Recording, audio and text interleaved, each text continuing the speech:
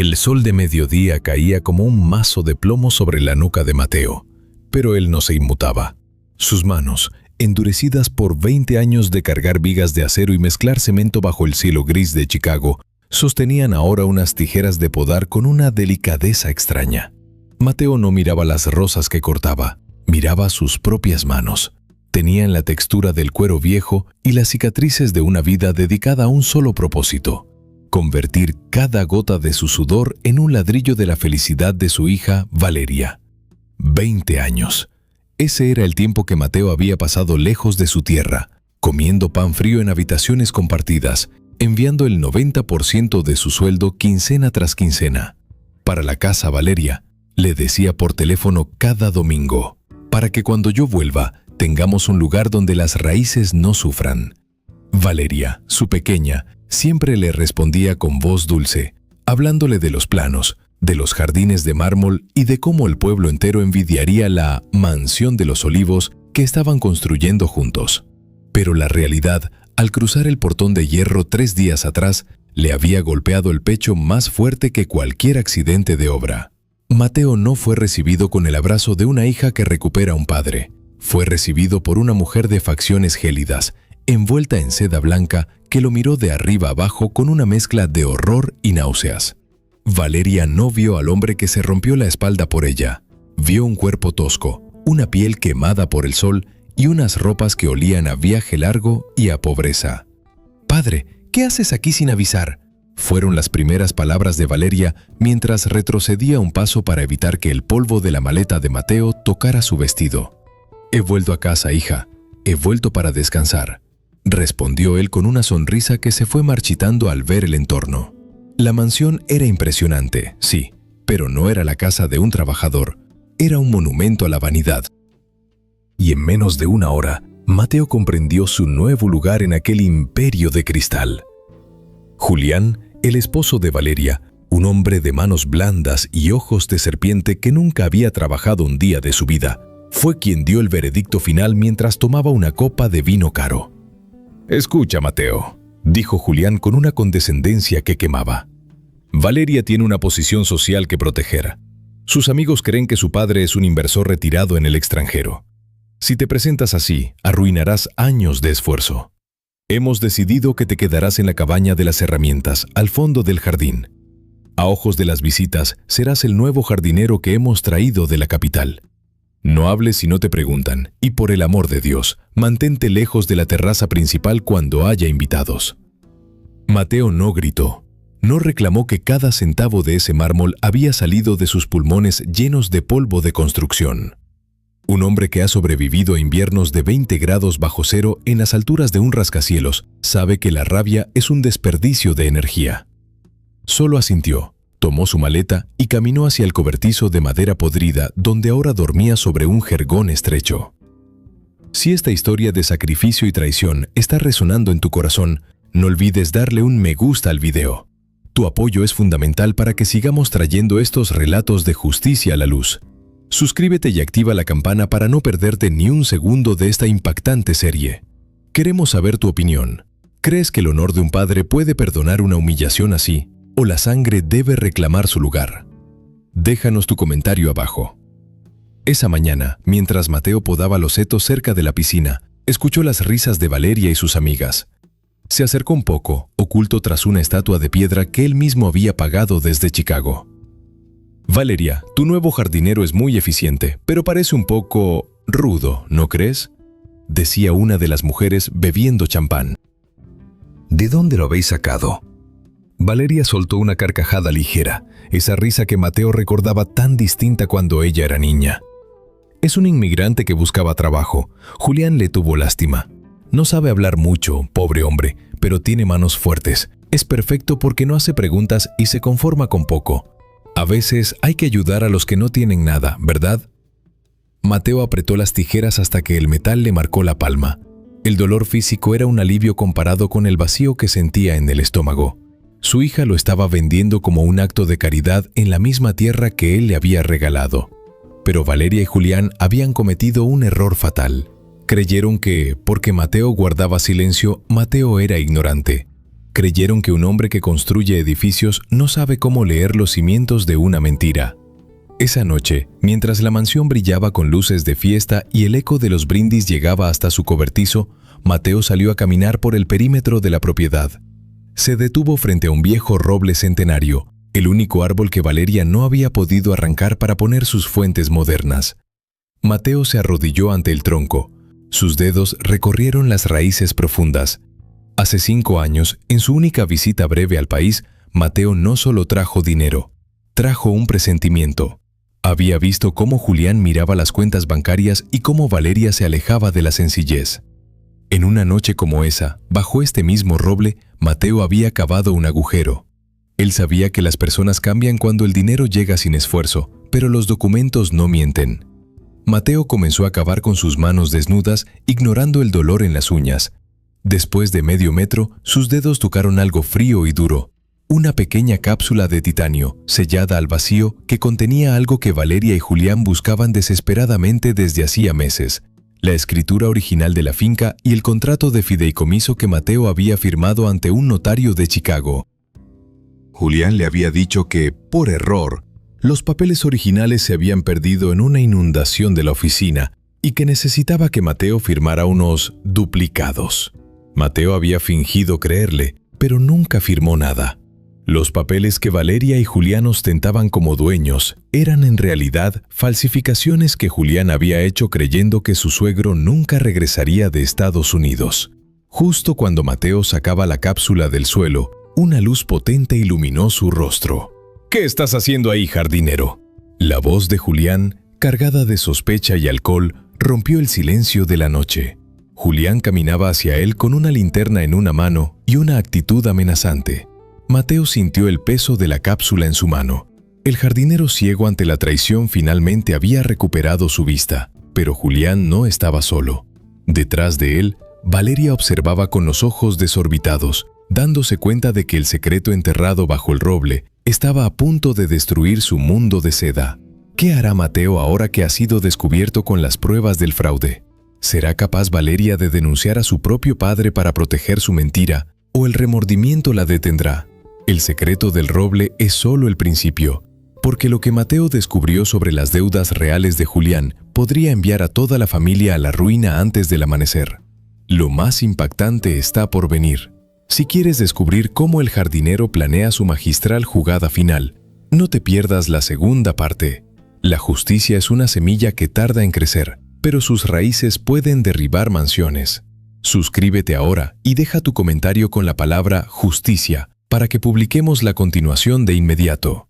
La luz de la linterna de Julián temblaba, reflejando el nerviosismo que sus palabras intentaban ocultar. Mateo permaneció arrodillado, con la cápsula de titanio apretada contra su pecho, sintiendo el frío del metal como un recordatorio de que la verdad es pesada y a menudo cortante. No se levantó de inmediato.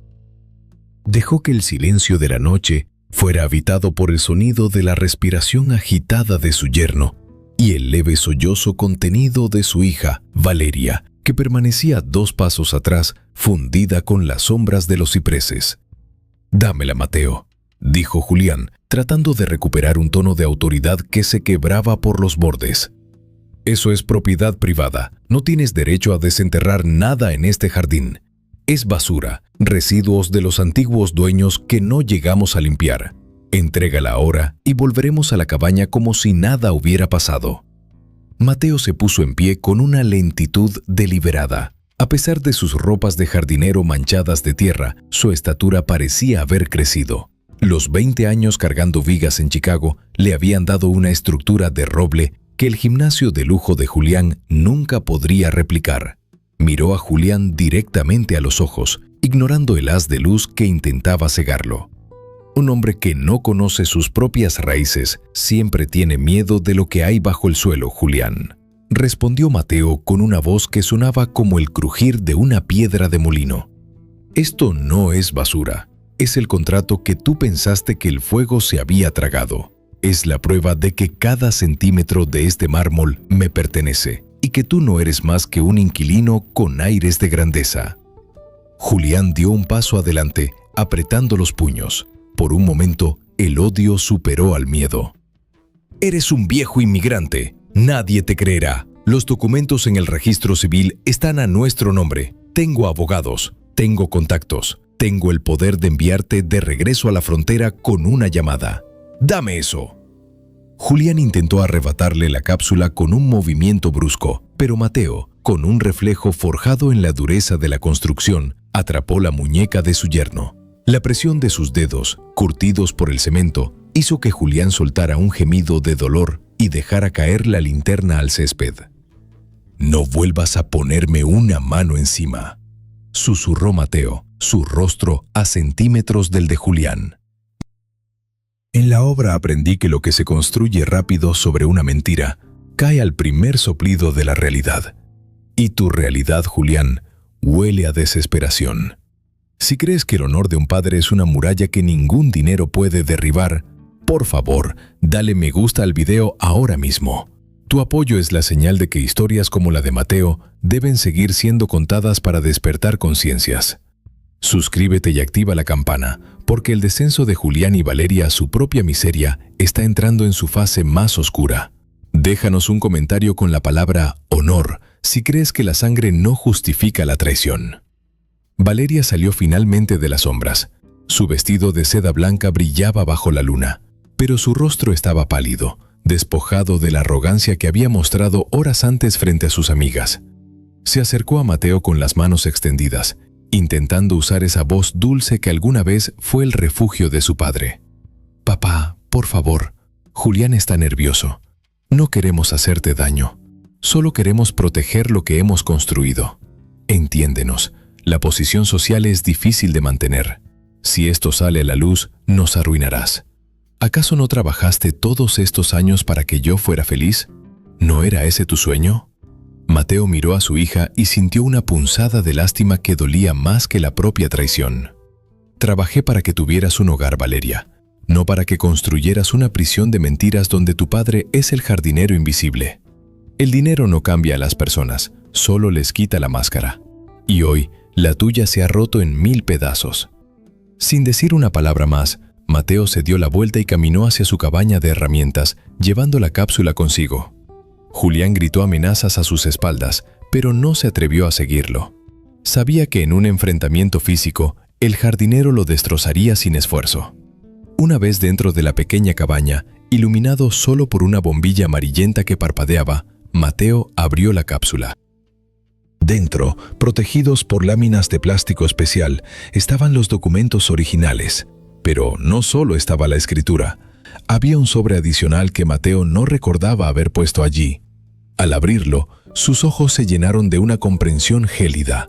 Era una confesión, escrita por el antiguo notario de la familia, un hombre que había muerto poco después de la última visita de Mateo. En la carta, el notario pedía perdón y explicaba que Julián lo había chantajeado con unas deudas de juego para que falsificara las firmas de traspaso. Pero el detalle más importante era otro. Julián no solo había robado la propiedad, sino que había pedido préstamos millonarios poniendo la mansión como garantía ante un prestamista de dudosa reputación. Mateo comprendió entonces la prisa de Julián. La mansión no era suya, y además estaba a punto de ser embargada por gente mucho más peligrosa que la policía.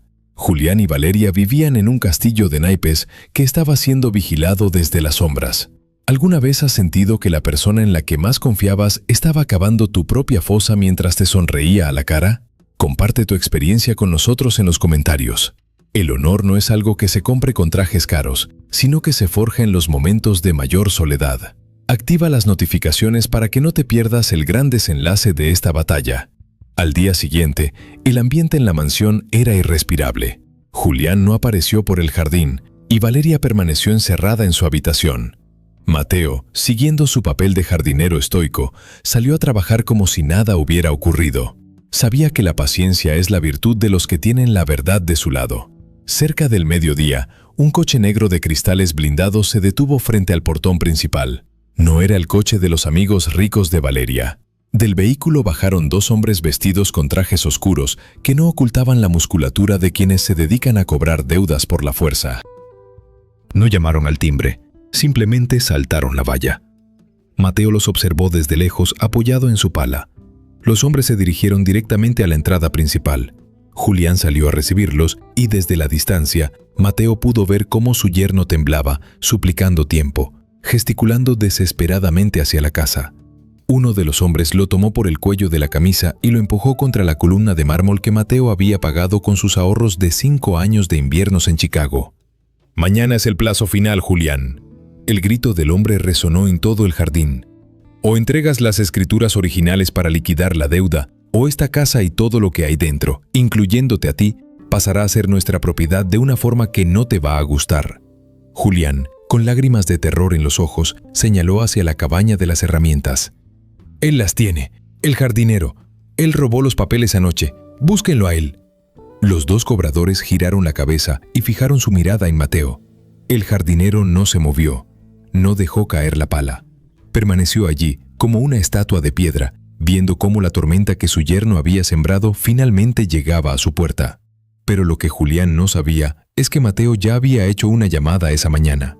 Una llamada a una persona que Julián creía haber borrado del mapa hace mucho tiempo y que en ese momento estaba cruzando el límite del pueblo con una orden judicial que cambiaría el destino de la mansión de los Olivos para siempre. ¿Quién es el aliado misterioso que viene en camino para ayudar a Mateo? ¿Serán los cobradores de deudas capaces de atacar a un hombre inocente? ¿O Mateo les mostrará lo que sucede cuando intentas pisar a alguien que ha construido rascacielos con sus manos? La verdadera justicia no llega con gritos, llega con la frialdad de quien sabe esperar el momento exacto para soltar el martillo. Lo más impactante está por suceder. El destino de la familia pende de un hilo de acero. Deja tu me gusta y comenta Justicia Final para ver la tercera parte de esta increíble historia. No podrás creer el secreto que Valeria oculta incluso a Julián y cómo Mateo tendrá que elegir entre la ley y su propia sangre. El final te dejará sin aliento. El silencio que siguió a la acusación de Julián fue tan denso que el zumbido de una abeja entre las rosas de la mansión sonó como el motor de un avión. Los dos hombres de negro, con rostros que parecían tallados en piedra volcánica, avanzaron por el césped impecable. Sus sombras eran largas, estirándose hacia Mateo como dedos oscuros que buscaban cobrar una deuda de sangre. Julián, desde la escalinata de mármol, jadeaba, con el rostro desencajado por una mezcla de alivio cobarde y odio puro. «Ahí lo tienen», repitió Julián con la voz quebrada. «El viejo jardinero tiene los documentos. Él los robó anoche. Denle una lección y recuperen lo que es mío». El cobrador más alto, un hombre con una cicatriz que le dividía la ceja izquierda, se detuvo a 1 metro de Mateo. Miró la pala que el anciano sostenía con una firmeza que no cuadraba con su supuesto papel de sirviente.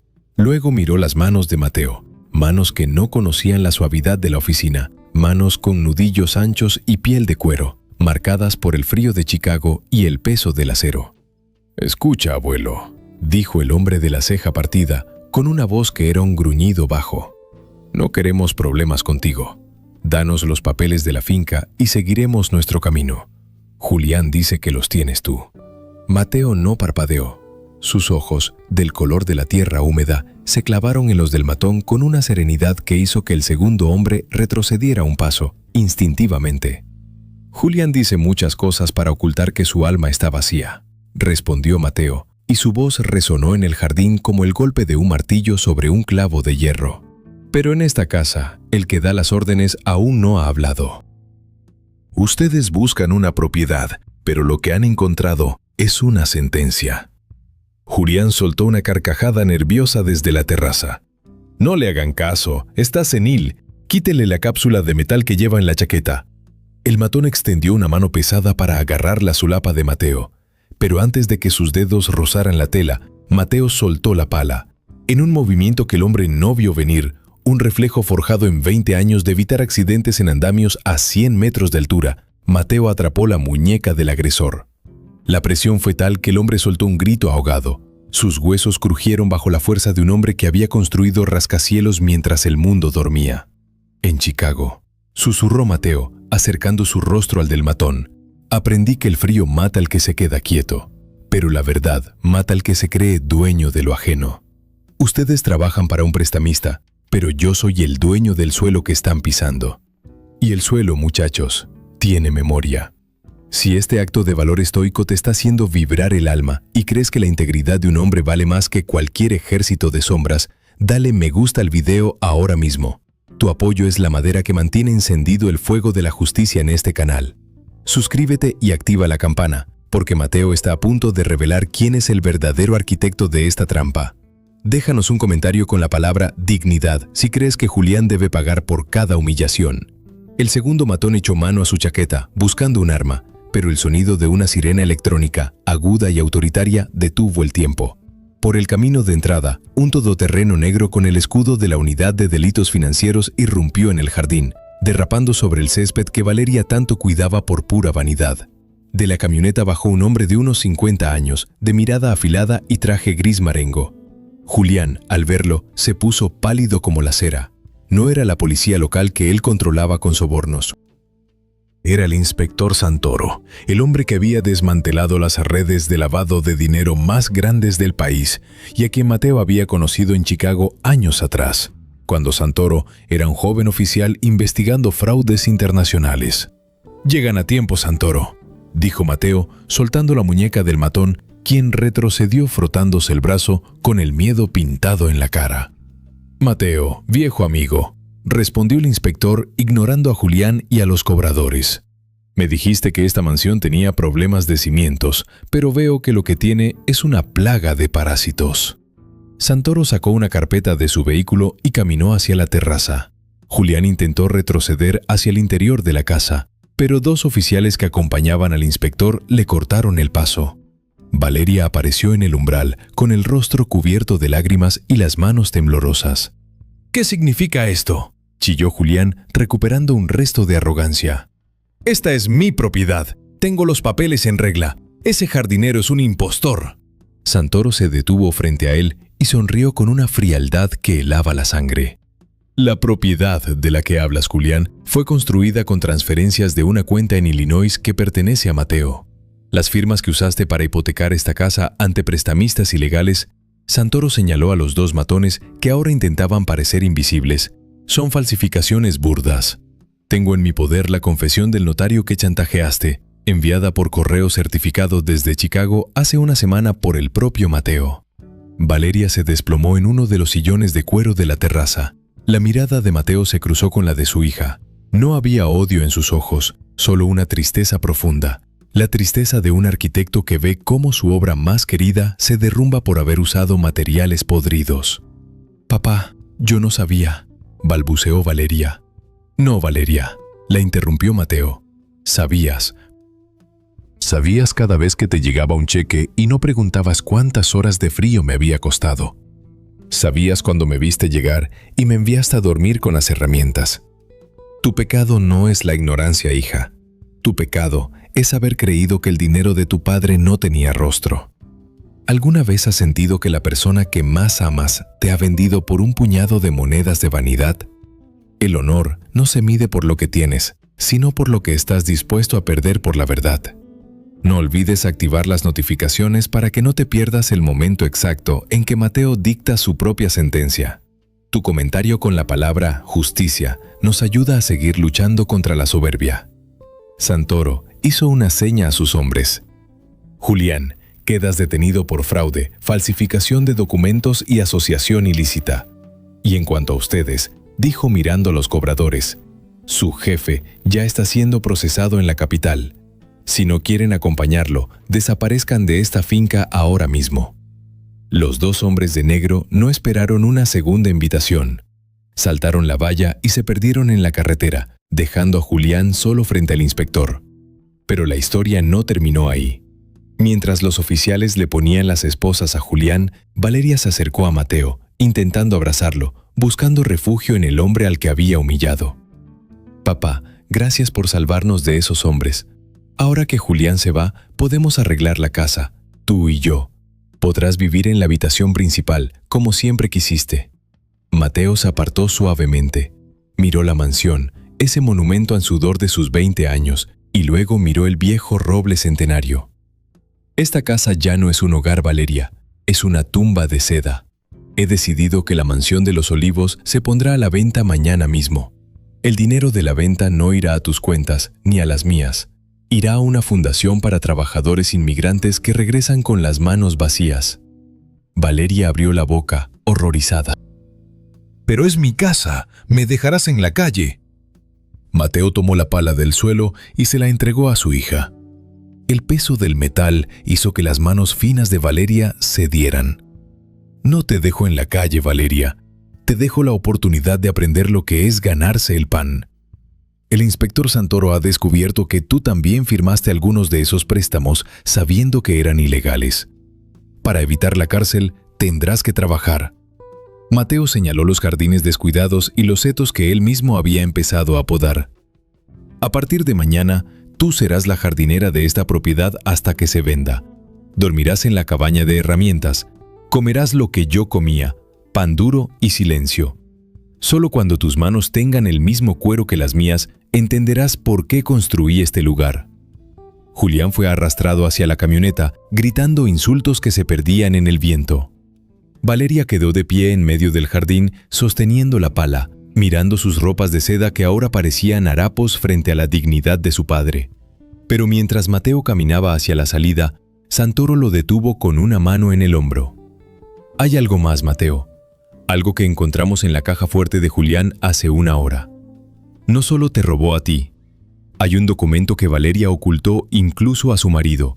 Algo sobre tu difunta esposa, la madre de Valeria». Mateo se detuvo en seco. El aire volvió a congelarse. ¿Qué secreto guardaba Valeria sobre su madre? ¿Es posible que la traición fuera aún más profunda de lo que Mateo imaginaba? El jardinero pensó que ya había desenterrado toda la verdad, pero las raíces del mal en su propia familia llegaban hasta un sótano que aún no había visitado. ¿Qué descubrió Valeria sobre su madre que cambió su destino? ¿Será Mateo capaz de perdonar el último y más oscuro secreto de su hija? El tiempo de la misericordia se ha agotado, y la luz de la verdad está a punto de quemar lo último que quedaba de la Casa de los Olivos. Lo más impactante está por venir. El juicio final de Mateo revelará una verdad que hará que el fraude parezca un juego de niños. Deja tu me gusta y comenta Justicia Final para ver la cuarta parte de esta increíble historia. El desenlace te dejará sin aliento. El aire en el jardín de la mansión de los Olivos se volvió gélido, a pesar de que el sol de la tarde todavía bañaba las copas de los árboles con una luz dorada y engañosa. Mateo permanecía inmóvil, con la mirada clavada en el inspector Santoro. Sus manos, que habían sostenido vigas de acero de toneladas sin temblar, ahora parecían pesarle una eternidad. Valeria, hundida en el sillón de la terraza, dejó de llorar. Su rostro se tornó de una palidez cadavérica, y por primera vez en toda la tarde, el miedo en sus ojos no era por perder la mansión, sino por algo mucho más oscuro que habitaba en las profundidades de su conciencia. «¿De qué estás hablando, Santoro?», preguntó Mateo, y su voz fue un susurro que cortó el aire como una hoja de afeitar. «Mi esposa, Elena. Ella murió de una insuficiencia renal mientras yo estaba en Chicago. Valeria me dijo que los médicos hicieron todo lo posible, que el dinero que envié no fue suficiente para el trasplante». El inspector Santoro suspiró, una exhalación cargada de la pesadez de quien ha visto demasiada podredumbre humana. Le hizo una señal a uno de sus oficiales, quien le entregó un sobre de plástico sellado. Dentro había una serie de documentos notariales y un fajo de cartas con el sello de un hospital privado de la capital. «Mateo, viejo amigo, lo siento de verdad», dijo Santoro bajando la voz. «Mientras registrábamos la caja fuerte de Julián, no solo encontramos los documentos del fraude, encontramos una póliza de seguro de vida a nombre de tu esposa y un fondo de ahorros privado que ella misma había construido en secreto durante años, trabajando como costurera mientras tú estabas lejos. Elena no quería que supieras nada para que fuera una sorpresa el día de tu jubilación». Mateo sintió que el suelo se inclinaba. Sus dedos rozaron la superficie del sobre. «¿Y el dinero?», logró preguntar. Santoro miró de reojo a Valeria, que intentaba cubrirse el rostro con las manos. «El fondo de ahorros de Elena era suficiente para pagar 3 trasplantes, Mateo, y la póliza de seguro se activó 6 meses antes de su muerte. Pero los registros bancarios muestran que Valeria falsificó la firma de su madre para retirar cada centavo. Ese dinero no fue al hospital. Fue la inversión inicial que Julián y ella usaron para comprar el terreno de esta mansión y pagar los lujos con los que impresionaron a sus amigos». El silencio que siguió fue absoluto. Mateo cerró los ojos y en la negrura de su mente vio el rostro de su esposa, Elena. Recordó su voz cansada por teléfono diciéndole que no se preocupara, que solo era un pequeño dolor. Recordó cómo Valeria le juraba por Dios que el dinero de Chicago se estaba gastando en los mejores especialistas mientras él doblaba turnos en Chicago, durmiendo apenas 4 horas para enviar más y más dólares. No solo eso, Mateo, continuó Santoro con una crueldad necesaria. Encontramos una carta de Elena dirigida a ti que nunca fue enviada. En ella, Elena le rogaba a Valeria que te llamara para que volvieras, porque sabía que se estaba muriendo. Valeria le respondió por escrito en una nota que también encontramos, que si ella te llamaba y tú regresabas, perderían la oportunidad de construir la vida que la familia merecía. Valeria dejó que su madre muriera sola para no interrumpir el flujo de dinero que venía de Estados Unidos. Mateo abrió los ojos. Ya no había tristeza en ellos. Había una claridad estoica, una furia fría que se había transformado en piedra. Caminó lentamente hacia Valeria. Cada paso de sus pesadas botas sobre el mármol sonaba como la campana de un funeral. Si esta revelación te ha dejado sin aliento y crees que la traición a una madre es el pecado más imperdonable de todos, por favor, dale me gusta al video. Tu reacción es la fuerza que permite que estas historias de luz y sombra sigan despertando conciencias. Suscríbete y activa la campana, porque el juicio final de Mateo no se llevará a cabo en una corte de leyes, sino en el jardín de la verdad. Déjanos un comentario con la palabra madre, si sientes el peso del dolor de Mateo. Valeria se arrojó a los pies de su padre, abrazando sus rodillas, sollozando con una desesperación animal. «Papá, por favor, Julián me obligó. Él decía que mamá ya no tenía salvación, que el dinero sería desperdiciado. Yo era joven, tenía miedo de volver a ser pobre. Perdóname, papá, haré lo que quieras, seré tu esclava». Mateo la miró desde arriba, con una distancia infinita. Se inclinó y con una fuerza que hizo que Valeria soltara un grito, la obligó a ponerse de pie. La sujetó de los hombros, obligándola a mirar hacia la cabaña de herramientas. «Mírala bien, Valeria», dijo Mateo, y su voz era el rugido sordo de una tormenta que se aproxima. «Esa cabaña de madera podrida es más digna que tú. Mi esposa, la mujer que te dio la vida, murió en una cama de hospital público porque tú preferiste comprar estatuas de mármol. Yo pasé 20 años oliendo a polvo y a cemento, creyendo que salvaba a mi familia, cuando lo que estaba haciendo era alimentar a un monstruo». Mateo se giró hacia Santoro. «Inspector, llévese a Julián. Procese a mi hija según la ley por la falsificación de las firmas de su madre. Pero antes de que la justicia de los hombres se la lleve, ella tiene una deuda que pagar conmigo». Santoro asintió. Sus hombres arrastraron a Julián hacia el vehículo, ignorando sus maldiciones. El inspector dejó a 2 oficiales custodiando la entrada de la finca y se retiró, dándole a Mateo el espacio que el honor reclamaba.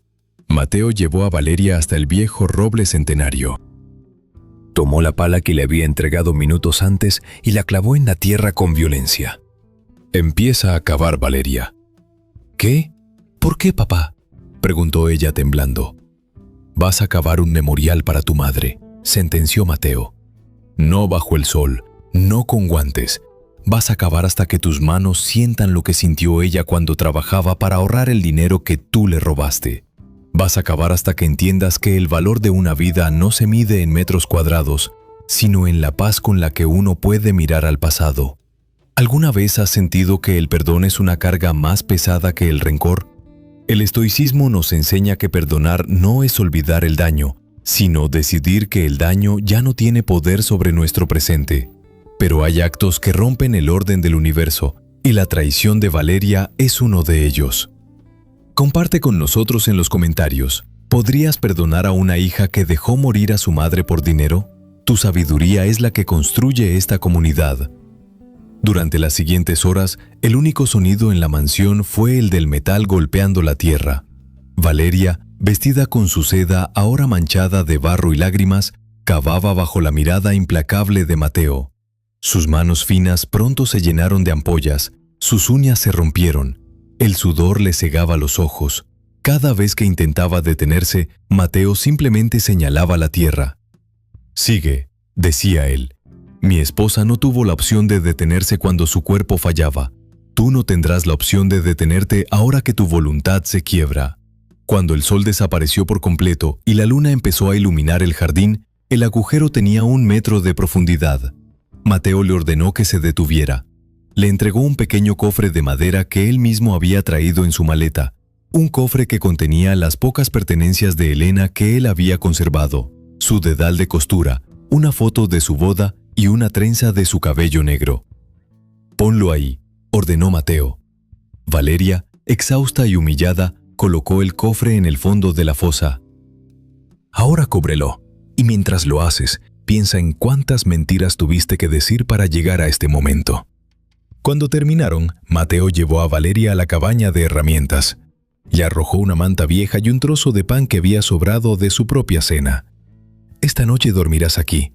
Mañana vendrá el abogado para que firmes la transferencia total de esta propiedad a la Fundación Elena. No te quedará nada, Valeria, ni el nombre, ni el dinero, ni el orgullo». «Papá, ¿alguna vez volverás a mirarme como a tu hija?», preguntó ella desde el suelo, con la voz rota. Mateo se detuvo en el umbral de la cabaña. Miró hacia la mansión iluminada, ese sueño que se había convertido en cenizas. «Para volver a ser una hija, primero tienes que volver a ser humana, Valeria. Y eso es un camino que solo tú puedes recorrer, paso a paso, en el silencio de tu propia miseria». Mateo cerró la puerta de la cabaña y caminó hacia el gran roble. Se sentó en la tierra fresca del memorial de su esposa y, por primera vez en 20 años, lloró. No por el dinero perdido, no por la mansión que iba a entregar, sino por el tiempo que el océano y la ambición le habían robado. Sin embargo, en el silencio de la noche, un brillo metálico llamó su atención cerca de las raíces del roble. Valeria, en su desesperación por cavar, había desenterrado algo que ni siquiera Mateo sabía que estaba allí. Un pequeño tubo de plomo, antiguo, que parecía haber estado allí mucho antes de que se construyera la casa.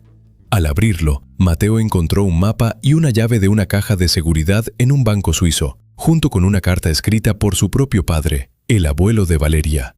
El secreto de la familia no empezaba con Mateo en Chicago, terminaba con un misterio que su padre había ocultado durante 50 años y que explicaba por qué Julián siempre había estado tan obsesionado con esa propiedad específica. ¿Qué secreto guardaba el abuelo de Valeria que atrajo a Julián como un buitre a la presa? ¿Es posible que la mansión de los Olivos esté construida sobre algo mucho más valioso y peligroso que el mármol? La traición ha llegado a su punto más alto, pero la luz de la verdad está a punto de revelar el origen de todo el mal. Lo más impactante está por suceder. El juicio final de la familia Olivos revelará una verdad que hará que el fraude de Julián parezca un juego de niños. Deja tu me gusta y comenta Justicia Final para ver la quinta y última parte de esta increíble historia.